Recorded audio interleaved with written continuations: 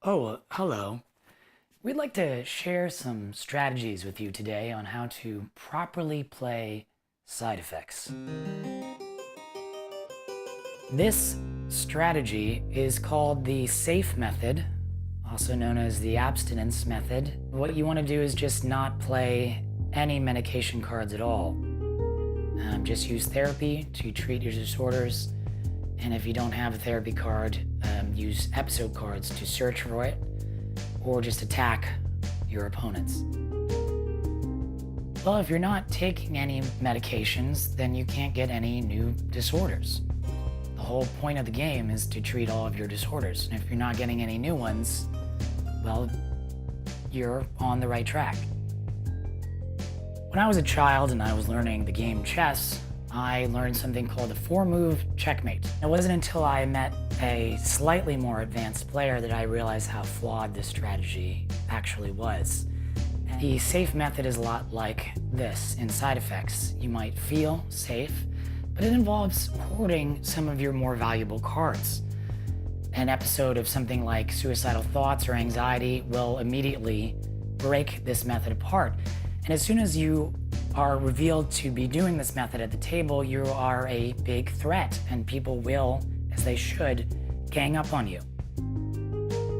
I would really only use this method if you were dealt disorders that had relatively benign punishments associated with them, something like depression or impotence, where you're only skipping turns and you're not giving up your whole hand or showing your hand to other people. If you're planning on hoarding cards, you really want to look at the disorders you're dealt. Those can easily break your strategy, and you'll find that the SAFE method really isn't that safe. The opposite of the SAFE method is the Three Stooges method, also known as "you can't kill me, I'm already dead." In this method, you're working to get all 8 disorders. It may seem counterintuitive, but once you have all 8, you can't get any more. It's a very aggressive move. As soon as you found a pill that matches, you put it down. There's actually a lot of pros to this method. The first one is, with all the disorders in front of you, people don't see you as a threat. The second is, it's pretty easy to bargain. You're always looking for something, and people are willing to bargain with you because you're not a threat. And then lastly, is that sometimes you actually find you don't get to all 8 disorders, that you end up with 6, you cure them quickly, and you're good to go. The con of this is obvious. You're building up quite a plate. While you're getting all the disorders, somebody else may go out. This is a valid strategy, but watch out for the disorders that are open. One bout of madness, and you're going right back to the start. There are 5 of each type of disorder, except there are 4 of madness and 4 of anorexia. There are 5 of each type of treatment, except there are 6 treatments for tremors. There are 10 episode cards, 5 therapy cards, and 3 of each kind of bonus card. Memorize this, and you can play Rain Man. This is just counting cards. If you know how many episode cards or treatment cards are in play, you can update your strategy accordingly.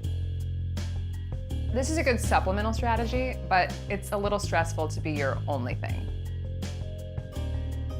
This is a strategy that really good players will tack on to other strategies. And if you see somebody doing it, maybe get them drunk. This strategy is all about bargaining. Make deals with other players, but make sure that they're in your favor. Remember, you can make any kind of deals you want. You can even make deals where you don't actually give what you're promising to give. But of course, that can ruin your trustworthiness, so you might want to save that to the very end. This strategy can be extremely effective. I've often won with terrible cards just because I've convinced other members of the table that someone else was a bigger threat than I was, or that a certain deal would be more in their favor than it actually was. This strategy is really contingent on you being an excellent liar, so if you're not a great politician, you probably can't pull this off. Another con is that when you make a deal with somebody, you are in a sense showing your hand, even if it's just a card at a time. So you might want to consider that. If you can be a great politician, do it.